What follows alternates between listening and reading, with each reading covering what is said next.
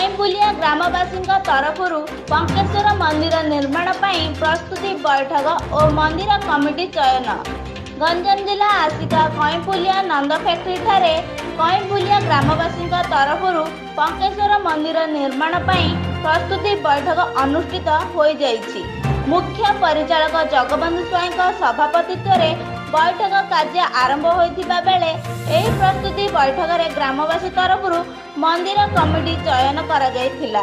सभापति रंकनिधि साहू, कोषाध्यक्ष बंशीधर पट्टनायक, संपादक विजय चंद्र बेहरा एवं मंदिर कमिटी सदस्य भावे दंडपाणी सामल, अभिमन्यु बेहरा, लिंगराज महांती, बाप्टी पाढ़ी, टुन्ना त्रिपाठी, पुन्ना राउत, प्रदेश कुमार स्वाई, श्रीमती झुनु साई को मंदिर कमिटी भावे ग्रामवासी चयन करथिले।